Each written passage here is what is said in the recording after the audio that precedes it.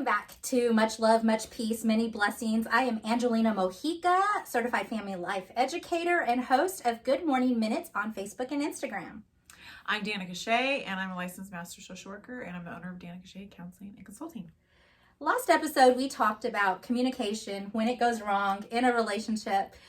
And this episode, we're going to kind of switch gears and talk a little bit about life hardships. Mm-hmm. So, Shay, I'm going to start with a parable, and I don't know if you've heard it, but this parable is a mother and a daughter.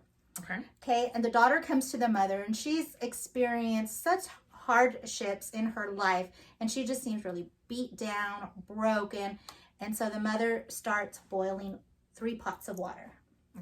Okay. She's not explaining to her daughter what's going on. Her daughter's like, Mom, I'm here crying on your shoulder. I need some attention, and you're boiling some water. And in the water, in one pot, the mom throws some carrots. And in the other pot, she throws some eggs. And then in the other pot, she throws some coffee beans. Okay. And so as 20 minutes pass, she turns off the burners. Now the daughter's just kind of like, well, thanks, Mom. You know, you're not really helping me out. I'm here trying to, pour my heart out to you, and you're not even really caring. And so as the mother turns off the burners, she takes out the carrots and places them in a bowl. And she does the same with the eggs. And she ladles the coffee into a third bowl. Okay, so she turns to the daughter and she asks the daughter, what do you see? And the daughter then said, this is like eggs, carrots, coffee, she replied. And so the mother brings the daughter closer and asks her, feel the carrots. She did and noticed that they were soft. The mom then asked her to take an egg and break it. After pulling off the shell, she observed the hard-boiled egg. Finally, she asked her to sip the coffee. The daughter smiled and smelt the rich aroma of and tasted the smooth flavor. So then the daughter turns to the mom and is just like, what's your point in this? What are you doing? I can guess. You probably already know. So the mother patiently explains that each of the 3 objects had faced the same adversity, boiling water, but each reacted differently. Mm-hmm. The carrot went strong and hard into the water, but after being subjected to the boiling water, eventually became soft and weak. Now the egg had been fragile in the beginning, and then outer shell had protected its liquid interior, but after being in the boiling water, its inside became hard. The coffee beans were unique. However, rather than being changed by their surroundings, they changed the surroundings they were in. Mm-hmm. So, and so the mother's like, which are you, daughter? When you face adversity, do you allow your surroundings to change you, like the carrot and the egg, or do you change your surroundings like the coffee bean? So I don't know. It's good. I like it. It's a good. Use it. Yeah, it's a good parable. And so I think kind of my week, just kind of reflecting back on my week. I mean, it's been a very rigorous week for me, and I know with just constant changes and schedules and just things that are happening with everybody. I know that many people that I've encountered are going through some hardships, and I don't know about you if you've encountered any or if you know of anyone that has. But what do we do when we encounter life hardships and struggles? Yeah, that's a tough one. I think a big thing that I utilize in my practice is in identifying our strengths, personal strengths, also strengths within our surroundings, resources that we have. So I think a really good way to face adversity is taking a strengths perspective. What's strong about me, what's good about me, and what am I good at, and taking that and really focusing on the positive. Yeah, very much so, because adversity can hit us personally, professionally, financially, and it just even in those, as on a personal level, it could be like you're just complacent in life. Like, you know that and I always believe that everybody's meant for a big purpose, whether that is just encountering a large group, or maybe you're just meant to make an impact in one person's life. I'll give you a real life story here, scenario. Just the other weekend, I was browsing, kind of window shopping for a dress for my son's wedding. And in the middle of that, me and my daughter took a break, and we went to go get some bubble tea or boba tea.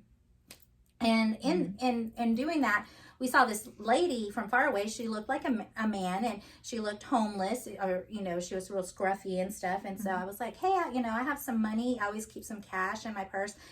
Miley, go give that person some money. And she was like, whoa, just kind of thrown back a little bit. But I went up and I pulled in, and, this lady just looked like she was hit like a hard place. And I gave her that money, and it was so like profound that it really touched my daughter in this sense too, because I gave her that money, and she's like, no, you don't have to do this. And you know what? We don't always have to do anything. I mean, we always have a choice. Right. Yeah. That's true. So I gave her that money, I gave her some encouragement, and my daughter is looking at that, and she's seeing how emotional this interaction was. And so I believe people have purpose. You're meant to be there at a time for somebody, whether that's a big crowd, a small crowd, there's always a purpose. Yes, definitely. And not to get too religious, it makes me think of that story of where it's, praying to God of, oh, show me, where, talk to me, show me where you are, or show me how I can serve. And I'm not doing the story justice, but basically he's like, well, I was in that woman you saw today that needed help carrying the groceries. I was in that child that, and it goes on, and I was like, oh, wow, geez. Right. So that just made me think of that. And if you become too soft and broken like the carrots, or hard and calloused like the egg, you're unable to interact in those situations and really pick up on that need. Like, I need to be present. I need to be with this person that, I'm carrying some type of encouragement for that person. I mean, and you have a choice. You have a choice when it comes to any type of adversity that you encounter, whether it's, I'm done. I'm tired of seeing the same results, so let me choose to change. Or sometimes life, and through adversities and through trials, will force a change on you. And then you have to. And, divorce is an example of that. Yeah. Yeah. And I like that parable because it makes me think too that, I can choose to grow in that, and so just like the coffee kind of, it adapted to the environment, but also changed the environment. So I think that's and it actually changed its form. You know what I mean? So I think that's what actually adversity does to us. It brings, if we allow it to, it's going to bring something to the surface that we didn't know was there, that always was. And it'll change us, but not just us, the environment. I think it's powerful. So yeah, it brings forth the strengths. And you talked about honing in on strengths. It's going to pull your strengths out. And, just like the coffee, changing its surroundings, it's changing your perspective. It's going in there and saying, you know what? Let me not look at things in a negative way. Let me not carry a negative attitude, because when you do that, you are going to invite anxiety. You're going to invite stress. You're going to invite depression into your life. Definitely. And if you are already struggling with those, it's just going to amplify that feeling for you. So how would you say you can manage through that? Through the adversity? I think, hindsight is always 20/20. We always look back and it's like, oh, I can see, and I'm grateful that this happened, or I went this direction, or I met this person, et cetera, et cetera. So really kind of just trying to say, okay, I may not see how this is going to play out. I may not see, but I trust and I have faith. I think that's too where a big piece of, people's personal faith and spirituality comes into play. Not religion, but spirituality. That's really, we're able to center ourselves and know that, and have that peace of mind, and knowing that there's so much more that's greater than us and what we can feel at that moment. Absolutely. So it is a matter of endurance, enduring through. And you do that by accepting what is.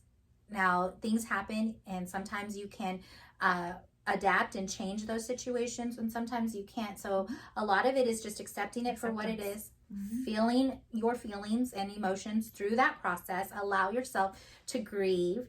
I know grieving is important, and if you don't allow yourself to go through that phase, then you become an egg, or you become a carrot. Yeah. In the boiling water. And then kind of just listen to what your body's telling you, listen to what you're reflecting on, what did you learn, and just kind of like you said, center yourself and hone in on those things. That spirituality element, it's bigger than just yourself. Yeah. And then overcoming, so yeah, finding inspiration in your life, and then a strategy probably. Like you said, sometimes there's something we can do about it. There is a solution that we can be a part of, and sometimes there isn't. So if there is a solution that I can be a part of, then to strategize and take action. And if I can't, then let it go. Yeah, let it go. Discover and pursue what it is that you are meant to do in your life. And I mean, that's exactly what adversity does for you. That's what challenges do for you. That's what struggles do for you, is they just kind of help highlight maybe things in your life that aren't quite balanced, and you need to put some focus in that, or you need to make some changes so that you can hit those goals that you have. Here's a quote about life, and it's something that I'm pretty sure that many have heard, but life isn't about avoiding or waiting the storm out. It's about learning how to dance in the rain. Like the coffee bean, you be the change to your surroundings, because only you have control over your life. If you like what we've said so far, you like what you heard, give us a thumbs up, hit the subscribe button. I am Angelina Mojica. I'm Danica Shea. Much love, much peace, many blessings.